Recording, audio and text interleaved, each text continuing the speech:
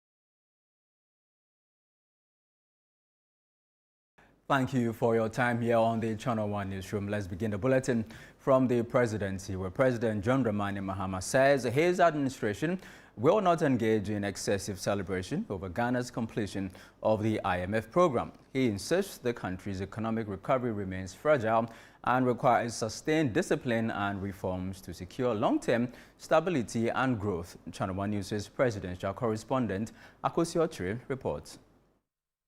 The second and final day of his Reset in Ghana tour of the Savannah region focused on the economy, infrastructure and assurances to the youth. The president began the day with the inauguration of the Mahama ICT Center in Damongo before paying the courtesy call on the Yagbonra.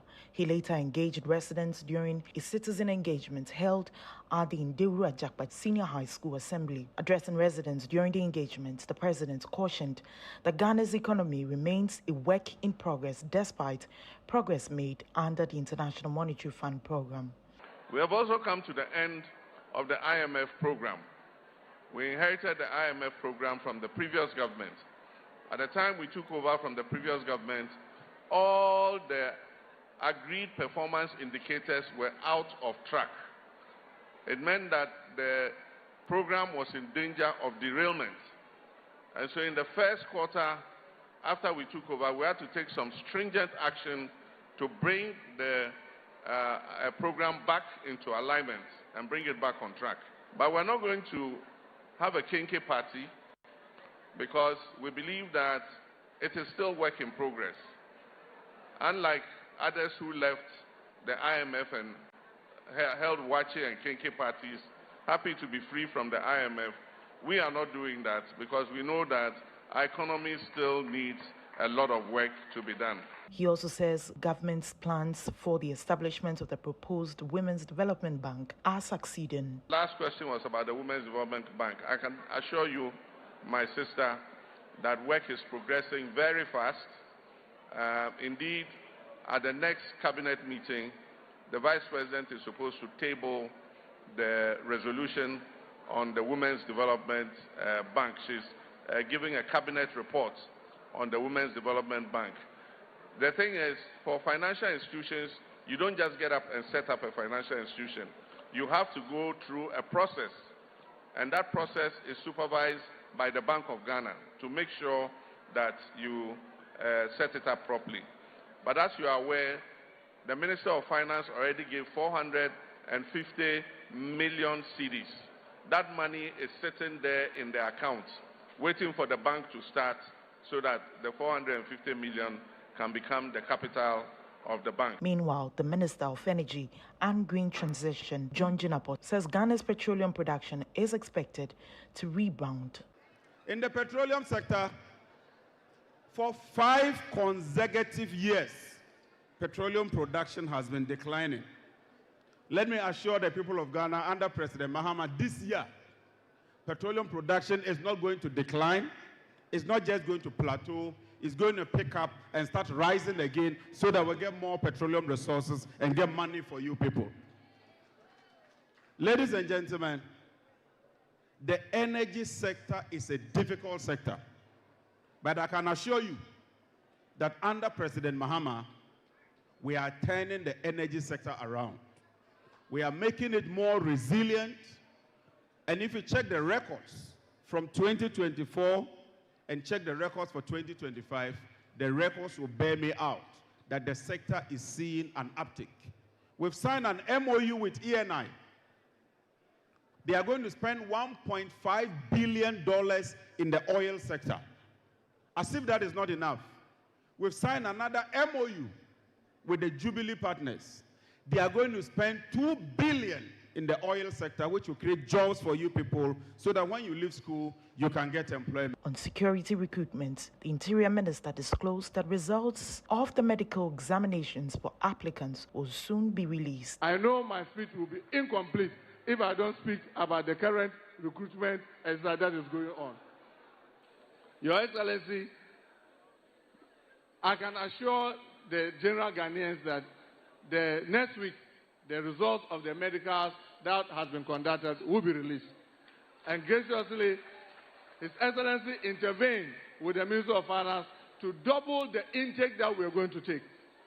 We are currently working closely with your MPs, in the case of Savannah, led by the original minister and Honorable Yusuf Suleimana, to make sure that at least those who qualify for the medicals get first entry into our recruitment program that we are carrying.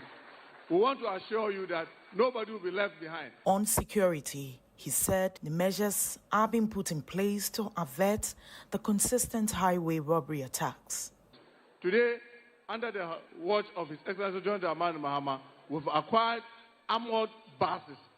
And these armored buses have been doing a wonderful thing on most of our long stretch roads because we keep branding them differently. Today we brand them as SCC, the next day we brand them as VIP, another day we brand them OA, just to make sure that we get the perpetrators.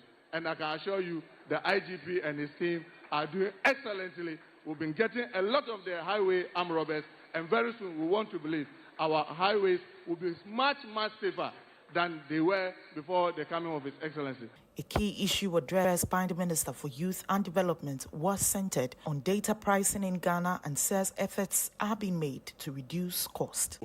President Mahama, through the Ministry of Communications, is working effectively to reduce the prices of data. And I believe we will attest to the fact that data prices ever since President Mahama assumed office has come down. The Minister of Education took the opportunity to address issues surrounding the free senior high school program, assuring of adequate food supply to schools. The senior high school students here, you know that under President Mahama, there is no food shortage and no school will be closed down because the GES is struggling to supply food. We have supplied through Get Fund, through the Ghana Commodity Exchange, and through buffer stock. Adequate food provision have been made till the end of year for the beginning of the academic year. After hours of engaging citizens, the President also inspected work at the Savannah Regional Hospital and cut salt for the Busunu STEM Girls Senior High School, wrapping up his tour of the Savannah region. Well, away from the President, thank you, Tor. More than 100 traders at the Kasoa New Market have been affected by a demolition exercise carried out to pave way for a proposed 24-hour economy market. Now, shop owners say the exercise has affected their livelihoods and was undertaken before negotiations were fully concluded. Our Central Regional Correspondent, Akwesiado, has more in this report. The demolition exercise conducted on Saturday afternoon has affected not less than 100 shop owners who operated cassava and cornmeal shops. While the affected people acknowledge the introduction of the idea, they say talks remained inconclusive prior to this exercise, which would potentially disrupt their livelihood for good. My father is a pension man, and he has spent his pension money to invest on this cornmeal. As I'm talking to you now, he fell sick. Since from the day he heard that they are going to demolish here. I'm a shop more than 20. Yeah, mammy, now call your friend who's on fee or batapa. Your friend, fee. Now, ma, day. Stores now, Hano. Ya, yes, can you say, ya buy, no see ye. I buy no many permit, you may see. You can't bang on the Bessie. And see ya, I buy the sea over to my bregu. Affected persons remain frustrated and believe amicable settlement could have been reached. I buy no episode will leave good legacy. And yeah, ombre mumae, John Draman Mama Yenim say, we will be a mamma bubuya store. And Casse a common dear, nay, and cotton a fee. And ne, MC Nabayano, or say, oh bubu, by 2 years' time, obey no, or see ya, or 2 store, or 1 store. Now, young cotton a few 2 years. Yania yere ne ya man mo de na ebedi Sa 24-hour market no sabi enye adwuma bon adwuma papa yam sa mampan anka fa ma so mfa nsi amafo nyoma nti asre amampan omra mi bi because aka the bank loan the stores no anya ya ka ban ya ka. The municipal admin director Nash Nyande, however, says the exercise is crucial and was conducted with the notion that the market was dormant on a Saturday.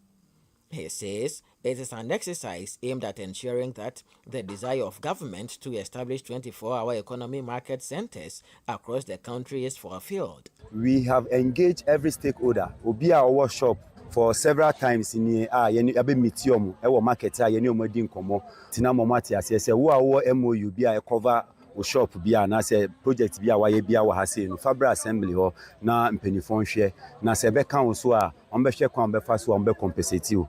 Meanwhile, a construction worker was gruesomely murdered at the controversial Kasoa CBD redevelopment project site. A carpenter, who also acted as a security personnel, was found dead with deep machete wounds. Authorities have remained tight-lipped on the incident even as the project continues. The project faced stiff opposition from traders who occupied some temporary shops that were constructed with revenue generated from petty traders with an active MOU in place.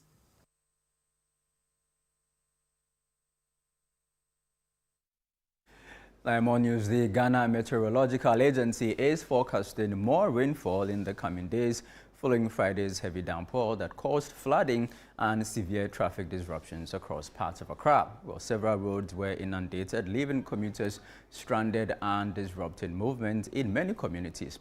Well, to help us understand the current weather pattern and what residents, especially of Accra, should expect in the days ahead, we're joined by the Deputy Director in charge of forecasting at the Ghana Meteorological Agency, Joseph Tete Potife. Mr. Potife, good evening to you. Thank you for joining us here on the ChannelOne Newsroom. First of all, is this phenomenon usual? I mean, experiencing this level of rainfall in May, especially here in Accra? Very well. It's very usual. And because it's ushering us into the May rainy season. And if you can look at it, this year we couldn't enjoy a lot of our time. Mm-hmm. The hazy conditions and the coolness did not come. So that is one of the things I can say the climate change is bringing to us. So we should brace ourselves to this. But once this one has started, yes, it's ushering us into the rainy season, meaning more rains to come. This is just the beginning. So we're expecting more changes in the weather pattern. I mean, you mentioned Harmattan. Yes, we didn't experience the Harmattan as much as we're used to. What about the rains? Are we expecting that more rains are coming? Very well, very well. I believe by June we should see the reality of the rain, and then we should brace ourselves to more rains.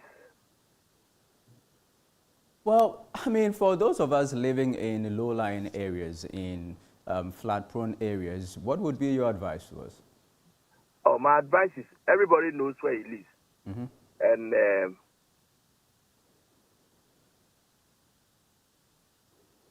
Hello, Mr. Potiphar. hello? Yeah, please go ahead. When it rains, you know how your environment looks. People, especially those of us who are in the lowlands, we are waterways. We should make sure that at least we should move. Hello, sir. We can't move out. Then what we can do is just to make sure that we move. The rains we can come back to. But when we are. Hello, Mr. Potiphar, could you please reposition yourself? We're having some difficulties hearing you. Oh, sorry. I'm in a car, so no problem. Okay. Is it okay now? Yeah, it's better now. You can go ahead. Thank you. What I'm saying is that when you know where you are living, for NADBO, they'll give you the weather warning. Mm-hmm. They'll give you the weather warning. But persistency.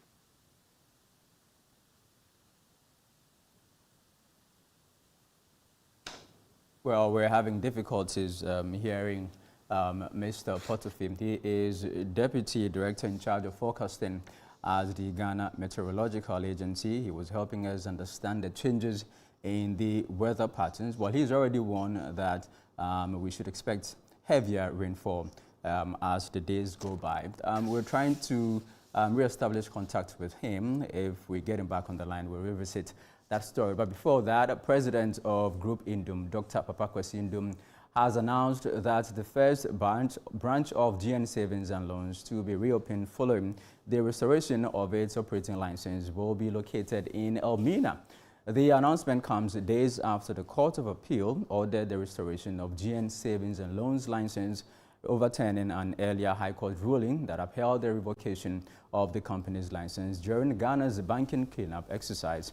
Speaking at the Indum School of Business and Technology Third Congregation and Fifth Matriculation Ceremony on Saturday, Dr. Indum said the reopening process would be carried out gradually, with branches expected to resume operations in phases across the country. And I will say to you that this year is going to be special for everybody associated with Group Indum. And our licenses for those companies, the insurance companies, they were restored last year. The pension company was restored this year. We even have some licenses in the UK that just in the past month have been restored to us. And we are looking forward to, in the next few weeks, having the GN Bank GN Savings license restored. With the court judgment that happened just this past Thursday, there are some legal procedures to go through, and then our belief is that we will get the license. And we've been preparing. We have been preparing. So the first branch we will reopen will be in Elmina. And then from here on, step by step, we will get those branches opened over a period of time, but working with renewed confidence, renewed excellence, so that we can be better than we were before. Well, away from the Jumeirah, let's revisit our story concerning the changes in rainfall pattern. The Deputy Director in charge of forecasting at the Ghana Meteorological Agency, Mr. Joseph Tete Potiphar, has rejoined us via telephone. Mr. Potiphar, you were advising us, those of us living in low-lying areas, on what to do when we receive weather alerts. Yes.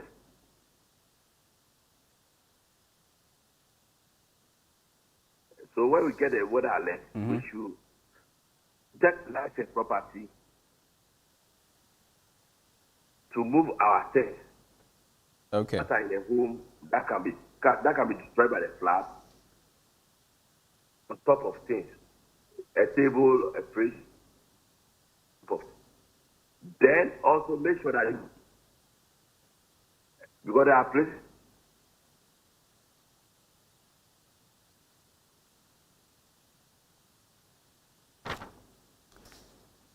to a safer ground, or move to a relative, move to a friend, move to somewhere.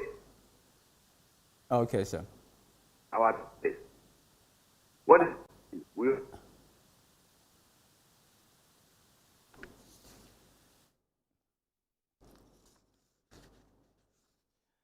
Well, we're sorry that we're unable to get a clearer connection to Mr. Potife. He is the Deputy Director in charge of forecasting at the Ghana Meteorological Agency.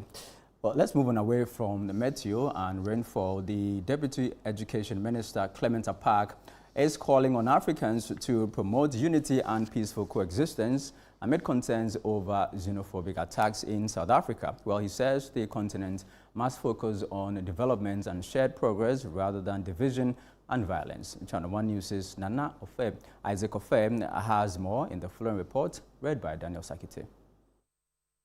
African Union Day is observed annually on 25th May to commemorate the formation of the Organization of African Unity in 1963, now known as the African Union. Ahead of this year's celebration, the Ghana National Cadet Corps organized a parade in Accra aimed at educating young people on African unity, discipline, and leadership.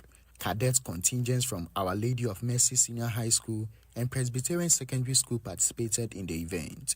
Delivering the keynote address, Deputy Education Minister Dr. Clement Apak called on Africans, particularly the youth of South Africa, to see themselves as one people with a shared history and destiny. He urged the continent to prioritize the fight against poverty, disease, illiteracy, and underdevelopment instead of violence and xenophobia. African Union Day is a very important commemoration for all of us, especially this year, given the kinds of development that we've seen in other sister nations, particularly the xenophobia that we are witnessing in Southern Africa. I would use this opportunity to call on all of us Africans to see ourselves as brothers and sisters. We are not each other's enemies. Our common enemies are poverty, disease, illiteracy, and underdevelopment. That is what we should be fighting, not each other. So on this pre-AU Day, I want to call on all Africans and the youth of South Africa in particular to know that we are not each other's enemies. We are brothers and sisters. We have a common destiny. We share a common culture, a common heritage. And we are indeed all members of the black race from within the African continent. Apak also highlighted the role of the National Cadet Corps in shaping disciplined and responsible young people. He says strengthening the organization will help promote leadership development and youth organization across the country. Given the role that the Cadet Corps plays and our quest to even ensure that it expands because it becomes a conduit for organizing youth in a disciplined, organized manner, we believe if we were to do that, it will give it a lot more gravitas to help us mold our young people to become the citizens that we want them to be. Okay. Well, if for nothing at all, it would have legal backing. It will also then be able to engage in a lot more activities than it is currently able to undertake. Essentially, it will formalize it. It will formalize it. That is what it will do. We have it, but the LI will formalize it. And I think that is why the board of the Cadet Corps, in consultation with my good self, have deemed it fit to start this advocacy. Meanwhile, National Cadets Coordinator and Commander Nicholas Amate Fio appealed to government to pardon schools sanctioned over misconduct involving former students. He apologized on behalf of affected students and expressed hope that the schools would uphold discipline going forward. On this historical day, ladies and gentlemen, we will want to make a passionate appeal to government through the Deputy Minister for Education. Our appeal is, indeed, we have been seeing as students in our various schools. Unfortunately, most of those who do these acts, they do it when they are about leaving the school. So when they finish doing it, the punishment then come back to us in school. Across the country, from the north to the south, from the east to the west, there are a couple and pockets of schools that have been suspended, that have been punished for wrongdoings that their predecessors did. We want to render an unqualified apology to government on this day and wish to seize the opportunity to appeal for a ministerial pardon, that is if there is one, to forgive all schools across the country that have been sanctioned on this historical day. This is still the Channel One Newsroom here on Channel One TV. Still ahead. Pollster cautions NDC flag bearer aspirants over divisive campaigning.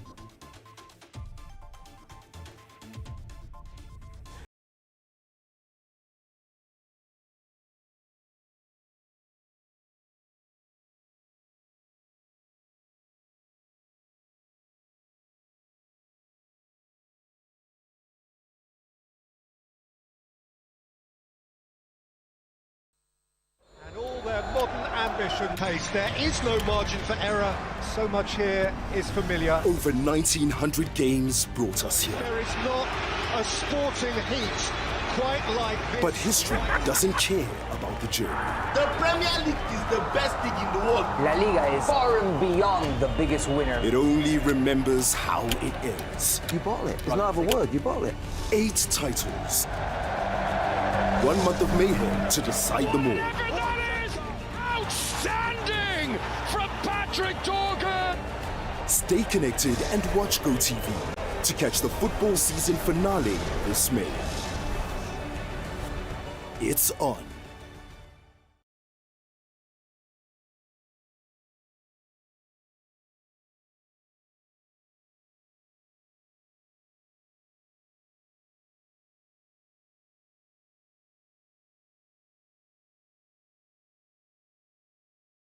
Welcome back. This is the Channel One Newsroom here on Channel One TV. Let's now head to the Western region, where Minister for the region, Joseph Nelson, says Ghana's proposed 24-hour economy policy is aimed at reducing the country's dependence on imports by promoting manufacturing and value addition to local raw materials to create jobs. He has therefore appealed to traditional authorities in the Western region not to allow chieftaincy disputes and land litigation to discourage investors, particularly manufacturing firms capable of creating employment opportunities for the region's unemployed youth. Our Western Bureau Chief, Akwasi Ejianim, reports. With the introduction of the 24-hour economy policy, many communities across the country are hopeful of attracting manufacturing firms such as the 7-Eleven Energy Services Facility at Abuazi in the Western region, with expectations of increased local employment and economic growth. Speaking at the commissioning of the new 7-Eleven baseline bolt and nut manufacturing plant and ASAC advanced surface coating facility at Abuazi, the Western Regional Minister, Joseph Nelson, noted that access to litigation-free land remains key to attracting manufacturing investment. He therefore urged chiefs and traditional leaders to avoid chieftaincy and land disputes that could frustrate effort to establish such industries in the region. In this area of 24-hour economy, to have a facility like this is most commendable. And so I salute you, management, and all of you who have made this possible. So the country is going to benefit. The local economy is going to benefit because some jobs are going to be, provided. I'm happy to see Nananum here because they played a role definitely as in the acquisition of land and all of that. There have been some challenges to do with land acquisition because of chieftaincy conflicts, chieftaincy issues. Ghana is moving away from this historical characteristic of being an import-dependent country to one that is focusing on manufacturing and producing things that we need in this country. and land is critical. The Chief Executive Officer of 7-Eleven Energy Services, Isaac Anochi, described the inauguration of the 7-Eleven baseline bolts and nuts and ASAC Advanced Surface Coating subsidiaries as a major boost to Ghana's petroleum support services industry, manufacturing sector, and job creation. Through this investment, we're establishing a premium manufacturing operations capable of producing high-quality bolts, nuts, fasteners, and advanced coated products that meet international standards while serving the local and regional markets. This investment is also an investment in people.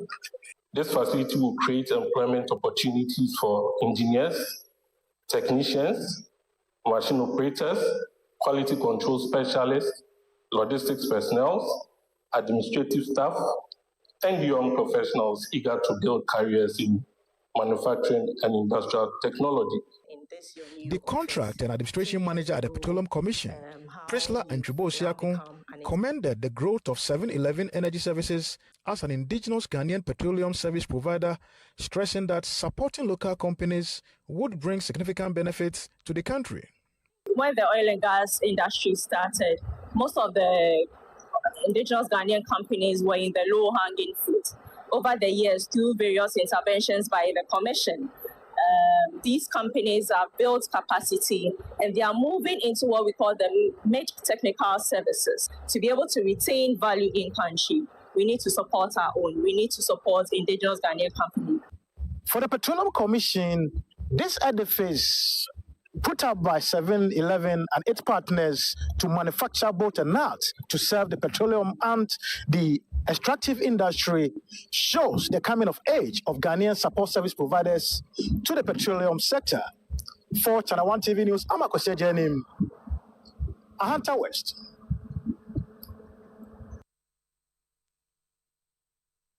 Well, let's now do some NDC politics. Executive Director of Global Info Analytics, Musa Dankwa, is urging members of the party, especially aspirants in the party's expected flag bearership contest, to avoid divisive public comments. He says no single contender currently appears capable of winning outright without building strategic alliances within the party. The debate over succession within the governing National Democratic Congress continues to generate political discussions following recent remarks by party chairman Johnson Esiedun Ketia. Esiedun Ketia recently suggested that the NDC's strong performance in the 2024 elections was partly influenced by changes made to the party's parliamentary leadership in 2023. The restructuring saw figures including Haruna Idrisu and Mohamed Muntaka Mubarak moved from the minority leadership front at the time. Speaking on CTFM and ChannelOne TV's The Big Issue, Musa Dankwa said polling data currently places Esiedun Ketia ahead of possible contenders with 29% delegate support. However, he stressed that no aspirant appears capable of securing victory without forging alliances across different blocks within the party. Esiedun Ketia is leading the pack when everybody is contesting. He's around 29% of support of delegates. So I'll give you this data in terms of delegate and also in terms of the general voters. We can see where people are headed. Now, he's on 29% and Atiforsin on 19%. Haruna Idrisu on 11%, Julius Debra on 8%, Jenana 8%, someone else or others 1%. But 24% said they are undecided. Now, you can see that nobody can win this race without forming alliances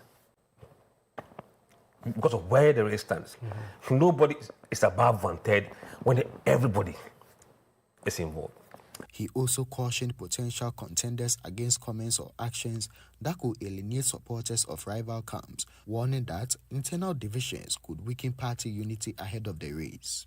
And the interesting thing is, and that's where I think Esiedun Ketia must be very, very careful, or not just anybody who wants to contest, because nobody can win this election on his own from the data.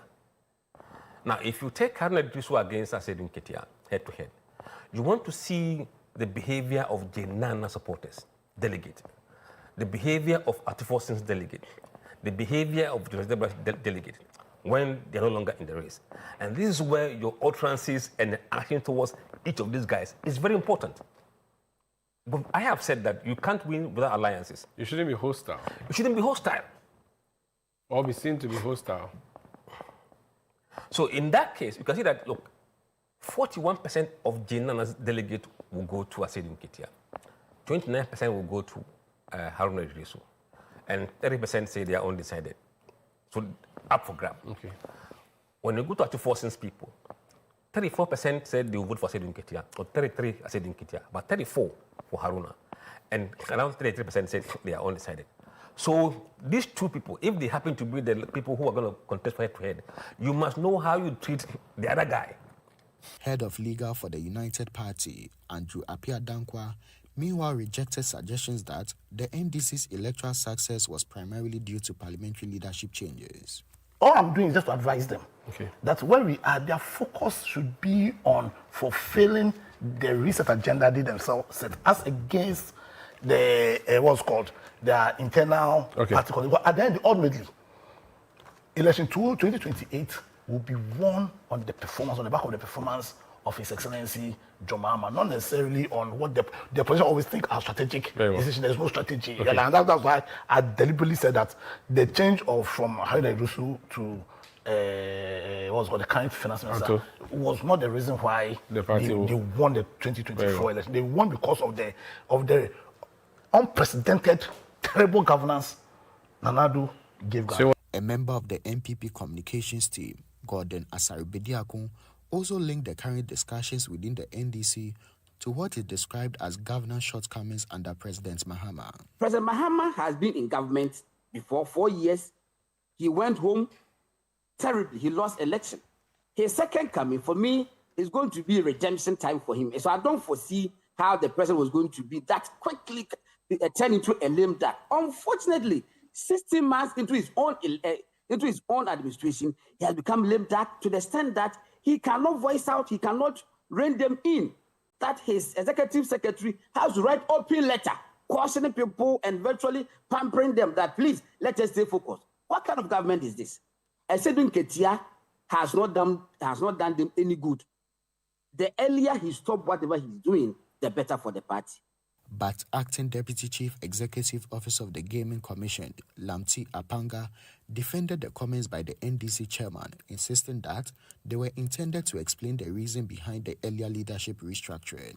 They may have genuine reasons to be upset, but if they take their time to really pay attention to the video very well, and the content and the choice of words, I don't think that we should pay attention to the form. We should rather pay attention to the substance. At the end of the day, he was trying to provide an explanation that most of our grassroots have never had. And it was important because there is this seeming impression that there's some disagreement between the chairman and these two great personalities of our party. And that is born out of that change that was made in Parliament. And these perceptions sometimes can linger on for a long time and create unnecessary tension. So it's better he put it out there. Now, the explanation is out. Panelists also discussed concerns over free speech, with investigative journalist Manasseh Azuri Awuni asking authorities to ensure laws are applied fairly and consistently to protect freedom of expression. When democracies fail, they don't fail in a day. There is a gradual process. When it started in a certain regime, it started gradually and then heightened to a degree that we all complained about. And so the point I'm trying to make is that we shouldn't say that because it is not yet up to the level of the previous administration, we shouldn't complain. And I'm one person who I've said over and over again that when it comes to tolerance, I trust President Mahama without doubt. My problem is that he shouldn't sit down and allow these things to continue. And this is the same thing he told former President President Akufo-Addo, that his silence. Well, away from NDC politics, let's now focus on health. Deputy Health Minister Dr. Grace Ayensu Dankwa has donated medical equipment to the Mother and Child Hospital in Kasoa as part of efforts at reducing maternal deaths. The intervention follows renewed scrutiny over maternal health care challenges in the Ewutu Senior Municipality. There's more in this report. The Mother and Child Hospital has recently come under public attention following the death of 27-year-old Abigail Opoku, who was expecting her first child. According to relatives, she was referred to the facility after doctors at a private hospital recommended a cesarean section due to prolonged labor. The family alleges the surgery was delayed because of the unavailability of beds in the recovery ward. Against this backdrop, the Deputy Minister for Health, Grace Ayensu-Dankwa, has donated medical equipment, including X-ray machines, ultrasound probes, delivery beds, and wheelchairs to the hospital. Speaking during the presentation, she acknowledged that maternal mortality remains a major challenge in some parts of the country and stressed the need to strengthen healthcare infrastructure and logistics. He came on a surprise visit. When he came, some of the things that they said they needed, he has already brought them. He also realized that there was a staffing issue, so they needed more staff. So he has promised to give them 5 doctors and 5 new midwives, as well as some orderlies, so that the system will move smoothly because of the amount of patients coming here and the amount of work that is required here. It continues to rise, yet things haven't changed. In other words, the infrastructure hasn't changed, the equipment hasn't changed, but there are more people coming. So that means that we need to support or retool the hospital with some of these equipment so that the hospital can run smoothly with the increasing number of people coming here. So as you can tell, we have an X-ray, we have the ultrasound, we have a sterilizer, we have monitors, ECG machines, nebulizers, delivery beds, equipment, autoclave. We have just about everything, but wheelchairs, but this is not the end. This is just the beginning. She says the donation forms part of broader government efforts to improve maternal health care delivery and ensure pregnant women receive quality medical attention. As a medical doctor, if I'm not well, I can't do anything. So we really look forward to continuing the engagement with the hospital, and hopefully by the end of this year, nationwide, we are looking for a reduction of at least 20% in maternal mortality. I know we are already 6 months out, so we have 6 months to deliver on that promise. But even if we can't get to 20 and we get to somewhere, that would be another woman who is pregnant, whose lives we have saved. So we are here to save the lives of Ghanaians. President Mahama has tasked us to ensure that the maternal mortality index trends the right direction, not the opposite direction. Meanwhile, Municipal Director of the Health Services for Ewutu-Senya East, Stanley Kwekuyedu, appealed for the speedy completion of the Agenda 111 hospital project to ease pressure on health facilities in the area. The 111 project was started here a couple of years ago, and I think that since December 2024, no work has been done. We want to appeal to the Honorable Deputy Minister to speak on the case for us, so that that facility, if it's completed in time, can help share the burden of the maternal health issues that we have in the municipality. He also disclosed that an autopsy has been conducted in the maternal mortality case, while a committee set up by the Regional Health Directorate continues investigations into the circumstances surrounding the death. The Regional Director set up a committee to investigate the maternal mortality that happened. An autopsy has been done, and then we are still waiting for the results of the committee and then the autopsy. We've been communicating very well with the family about the whole issue, and so the family and then the general public in the Ewutu-Senya East, they are confident in the process, and we've told them that when the results come, they will be in the know. You are watching the Channel One Newsroom here on Channel One TV. Still to come. Princess Marie Louise Children's Hospital marks 100 years amid infrastructure concerns.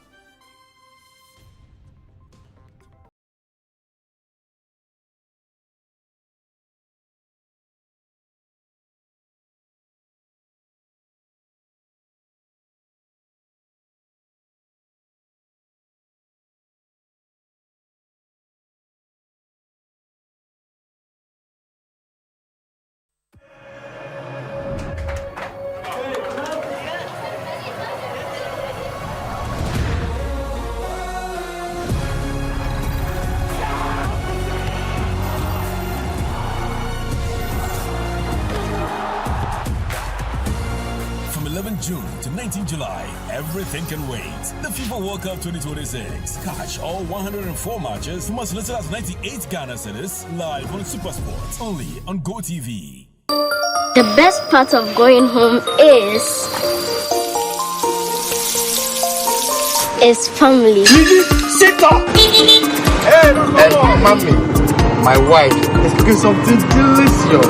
Well,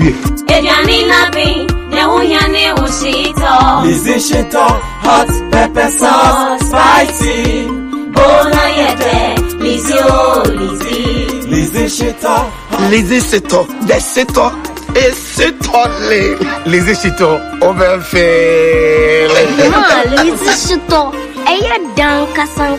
Please, can I take some to school tomorrow? Yes, my son, you can. Lizzie Shito, dear. Ebesu obiasu. Lizzie Shito hot pepper sauce. Yes, spicy and kasa.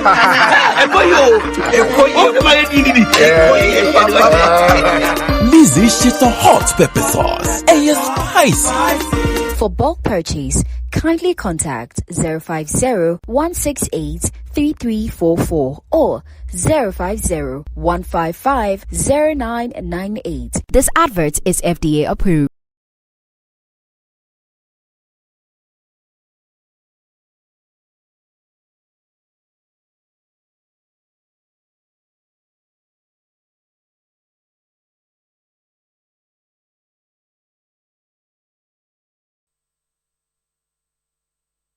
Yeah, welcome back. This is the Channel One Newsroom here on Channel One TV. Still in the health sector, management of the Mathias Catholic Hospital in Yeji has begun constructing a new maternity block to ease severe congestion at its maternity ward, where hospital authorities say increasing patient numbers and inadequate space have placed enormous pressure on maternal healthcare services in the Bono East region. Bono regional correspondent Michael Sapoinfum has more. The Mathias Catholic Hospital has served residents in parts of the Pro East, Pro West, and Sydney districts for more than 4 decades. But over the years, growing demand for healthcare services has left the hospital's maternity ward heavily congested. Hospital authorities say inadequate space has forced some mothers to be accommodated in corridors converted into temporary wards. In some cases, expectant mothers are reportedly compelled to sleep on the floor under uncomfortable conditions.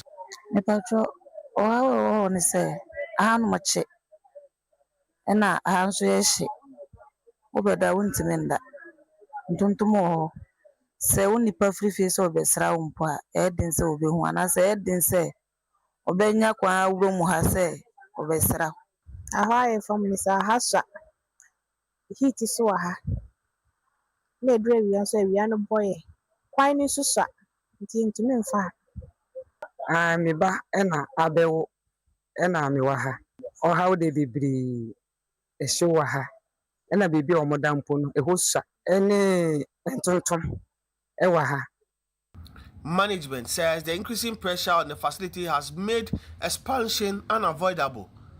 To address the challenge, construction has begun on a new 2-story maternity block aimed at improving maternal and child healthcare delivery. Yes, so currently we are doing about 250 to 300 deliveries in a month. Yes. And when I look at Mathias Catholic Hospital, we don't only serve the Pro East district.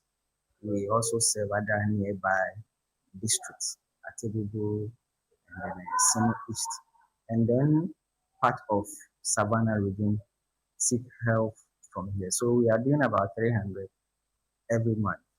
And then for in terms of the space, we need a lot of space. We need space because what we have at the moment is not enough.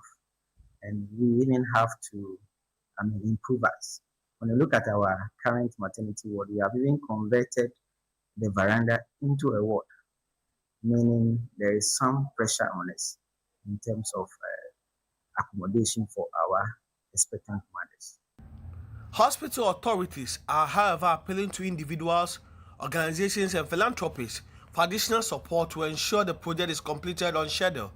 They say timely completion of the facility will significantly reduce congestion and improve conditions for mothers and newborn babies.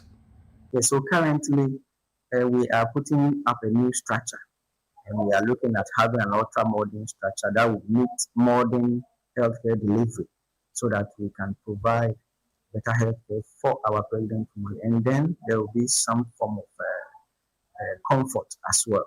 And as I speak to you now, it's solely funded by the facility itself. And so we take this opportunity to also appeal to you, whichever way we can. And then the general public, the little we can to help.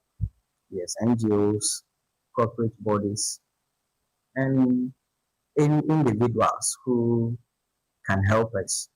The management at the Mathias Catholic Hospital at Yeji is calling for more support to enable them complete this project on time. For Channel One News, I am Michael Saponin from Yeji. Now back in Accra, Ghana's oldest children's hospital, Princess Marie Louise Children's Hospital, has marked 100 years of pediatric healthcare delivery. However, there are growing concerns over cracked buildings, aging facilities at the century-old institution. Management of the hospital is urging government and development partners to support the newly established PML Endowment Fund aimed at addressing the hospital's deteriorating infrastructure. My colleague Melody Fafakotife has more.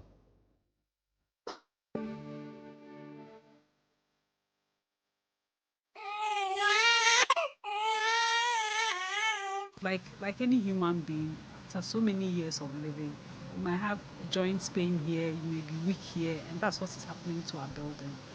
For 100 years, the Princess Marie Louise Children's Hospital in the heart of Accra's Central Business District has carried the cries, hopes, and prayers of generations of many Ghanaian families. For so many years, the hospital was known for just managing children with malnutrition. But over the years, it provides general pediatric care. Now we have also, we are able to provide care for children who have some conditions like asthma, sickle cell, epilepsy, and some other conditions. We have pediatric surgeons from Kolebu visiting and providing pediatric surgery care. So I think that the hospital has come a long way. For many, Princess Marie Louise Children's Hospital is more than a hospital. It is a memory. It is the place where countless mothers first heard a doctor say, "Your child will be okay." It is the reason their child is alive today. And I'm in an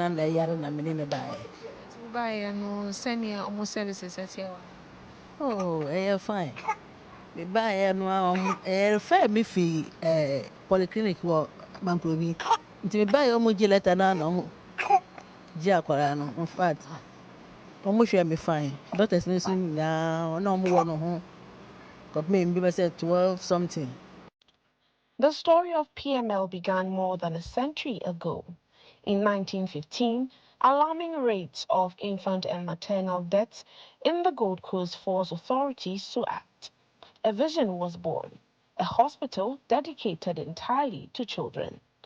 In 1925, Princess Marie Louise laid the foundation stone for what would become Ghana's first children's hospital. 1 year later, the doors officially opened. And for 100 years, they have remained open. The hospital continues to fight every single day for Ghana's children. But behind the dedication of doctors and nurses, another story is unfolding, a worrying one. Okay, but only washroom na problem. At 100 years old, much of the hospital's infrastructure is nearly as old as the institution itself. Buildings designed decades ago are now stretched beyond capacity. Resources are strained, and healthcare workers are being forced to do more, but with less. The hospital is 100 years, and we have a building that is 100 years. This building that we are in is about 50 years old. And then we have the fairly new building, which is about 13, 14 years old. And the building, for instance, is affecting us because, when the rains come, we have roof leakages. And so sometimes it occurs even in patient care areas. So you are looking after a patient and you have water leaking from somewhere. Our plumbing system doesn't allow the patients to have very good environment when it comes to washrooms and bathrooms. And this means that they are not as comfortable as they should be. The pressure is growing, and so is the fear that one day the system may no longer cope. Fortunately, there hasn't been any casualty. I mean, we thank God for that. We've had about 2 or 3 occasions where we've had the concrete actually falling off the roof. Unfortunately, it fell on another roof and it didn't touch anybody. As Princess Marie Louise Children's Hospital marks its centenary in June 2026, management says this celebration must become more than a ceremony. It must become a turning point. The hospital is now calling on government, corporate Ghana, development partners and benevolent individuals to support a newly proposed PML endowment fund, a fund aimed at rebuilding infrastructure and securing the future of child health care in Ghana. The PML Endowments Fund was launched last year when we launched our anniversary celebration. And the aim of the fund is to provide funds primarily to refurbish the aging infrastructure and also to provide some seed money to help us to maintain, because we don't want to refurbish and wait another 100 years and come back and ask again. The Princess Marie Louise Children's Hospital is historically the only standalone dedicated public children's hospital in Accra. In recent weeks, there have been calls to operationalize the completed Weija Children's Hospital. Our medical superintendent at the PML Hospital, Dr. Mamiya Dobianyako, believes that more such hospitals in the capital will alleviate the burden on referrals coming in from areas like Weija, Kasoa, and Winneba. I think that it's a very good idea that we are having another children's hospital. And for those of us in this side of Accra, we know that we get a lot of referrals coming from Kasoa, Weija, that side of town. And so having a children's hospital there would be able to take care of that population as well. And they don't have to travel a long distance to get here, because what sometimes happens is that by the time they arrive, the children may have passed away or it may be too late. It was at this point that I realized, after giving Ghana 100 years of service, this historic institution may itself become a patient in desperate need of rescue. Because Princess Marie Louise Children's Hospital has spent 100 years fighting for Ghana's children. Now, it is Ghana's turn to fight for PML. Reporting for the ChannelOne Newsroom, I am Melody Fafa Botife.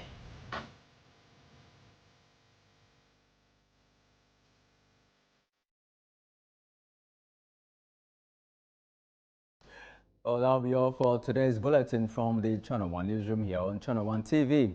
Do visit our website, channelonenewsonline.com, for more information on our